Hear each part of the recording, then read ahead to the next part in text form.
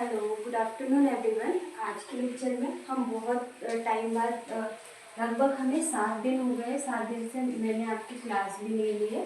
तो आज हमारी क्या हिस्ट्री की हम कहाँ तक पहुँच गए थे, हमने कहाँ तक चीज़ें पढ़ ली थी, एक बार हम उसका रिवीजन कर लेते हैं ताकि आपकी जो 7 दिन तक क्लास नहीं थी उसका एक बार आपका कवर हो जाएगा कि आपने क्या क्या चीज़ें पढ़ी थी। तो हमने क्या देखा था, साइमन कमीशन। हमारा लास्ट लेक्चर किस पे था, तो साइमन कमीशन पर था। किस पर था, साइमन कमीशन।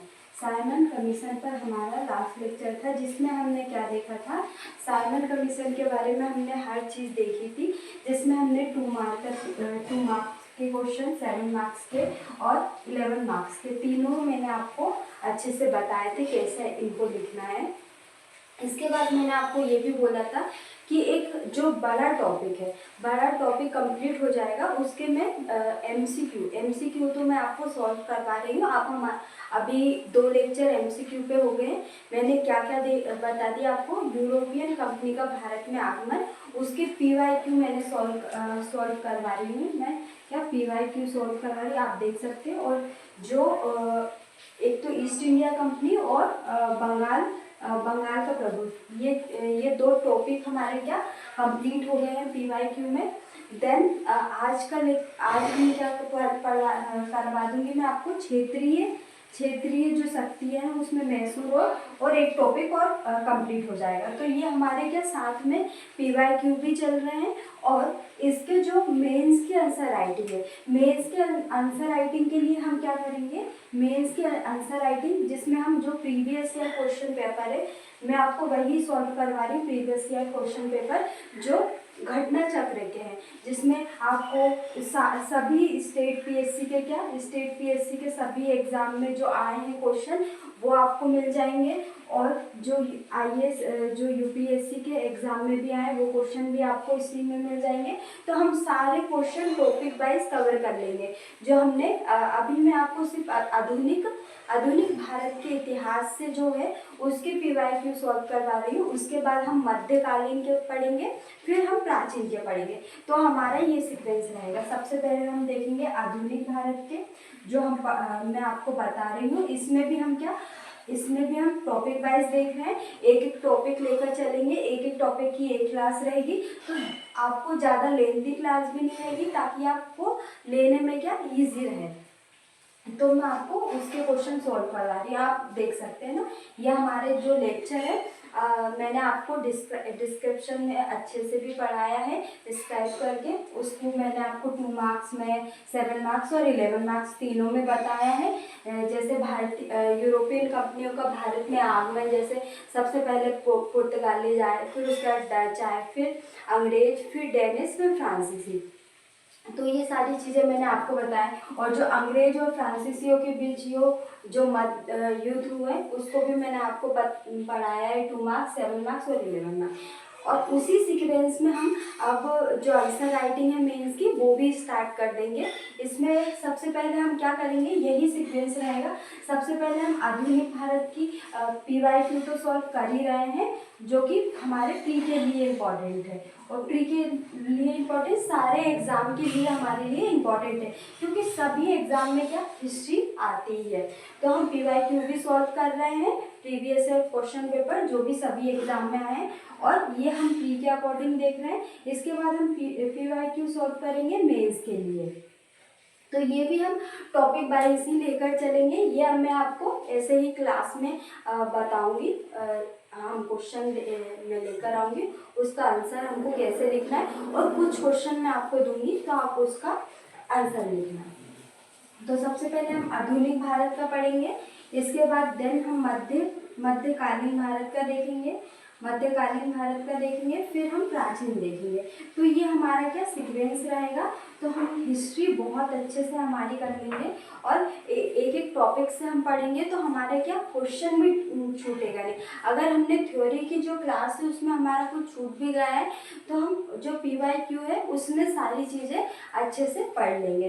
तो आज हमारे 2 लेक्चर पीवाईक्यू पे भी सॉल्व करवा दूंगी मैं आपको। तो 2 टॉपिक, 4 हमारे टॉपिक कंप्लीट हो जाएंगे। धीरे धीरे जब तक हमारा गांधी युग कंप्लीट होगा हमारा PYQ भी सॉल्व हो जाएंगे, और उसके बाद में मेंस की जो PYQ वो आपको आपके लिए, या साथ में ही हम PYQ सॉल्व करते रहेंगे।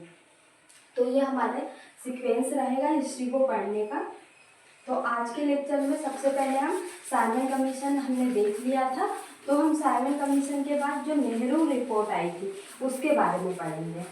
तो सबसे पहले नेहरू रिपोर्ट पढ़ने से पहले हम उसकी पृष्ठभूमि देख लेते हैं कि उसकी पहले की क्या क्या घटना घटित हुई थी कि नेहरू रिपोर्ट आई थी, क्योंकि नेहरू रिपोर्ट हमको 2 बार देखनी है। एक तो दिसंबर 1928 में प्रस्तुत की थी, बाकी फरवरी 1928 और मई 1928, ये 2 हमारे लिए डेट इम्पोर्टेंट है। तो हमको क्या नेहरू रिपोर्ट देखना है।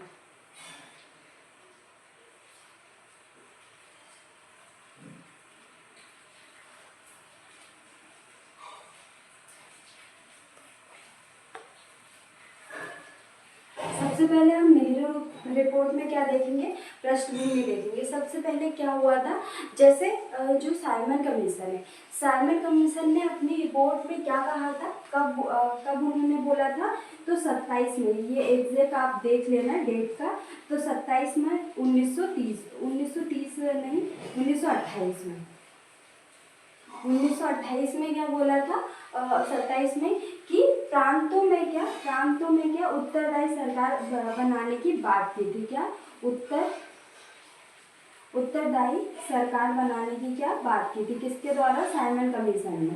साइमन कमीशन की रिपोर्ट जब प्रस्तुत की थी उसमें बताया था।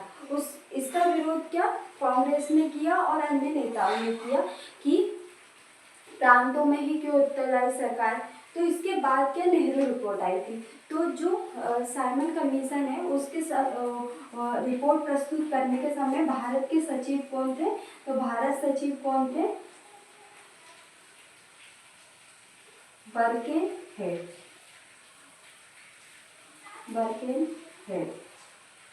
उन्होंने क्या बोला था कि अगर आप में योग्यता है तो आप सर्वसहमति, मतलब सबकी सहमति, जिसमें हम देखेंगे मुस्लिम लीग की भी सहमति हो और कांग्रेस की भी सहमति हो, सबकी सहमति से क्या एक संविधान प्रस्तुत करो जिसमें क्या सबकी सहमति हो।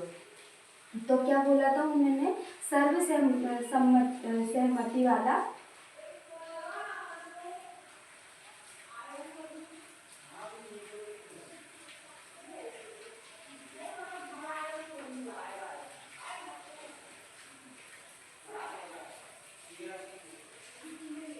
प्रस्तुत करना ना, जिसमें सबकी सहमति हो। तो ये कब प्रस्तुत किया था हम देखते हैं, ये कब, फरवरी, तो दिल्ली में हम देखते हैं। सबसे पहले तो क्या दिल्ली में एक बैठक हुई थी जिसकी अध्यक्षता किसने की थी, डॉक्टर अंसारी के द्वारा की हुई थी।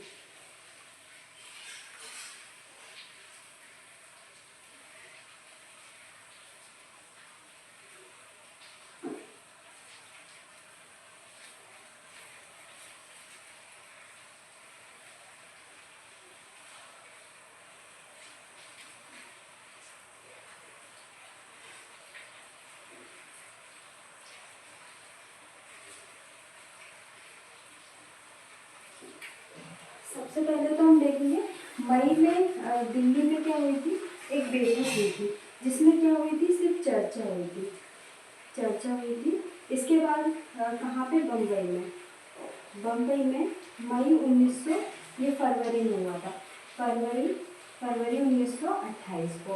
देन उसके बाद मई 1928 में क्या हुआ था, मई 1928 में बम्बई में बैठक हुई थी जिसकी अध्यक्षता किसने की थी, डॉक्टर अंसारी के द्वारा। डॉक्टर अंसारी द्वारा इसकी बैठक अध्यक्षता की गई थी जिसमें संविधान निर्माण की बात की थी। फिर उसके बाद हम देखते हैं इसमें क्या 9 व्यक्तियों की एक कमेटी बनाई गई थी, 9 व्यक्तियों की एक कमेटी बनाई थी जिसमें क्या, जिसके अध्यक्ष किसको बनाया था, तो जिसके अध्यक्ष हम देखते हैं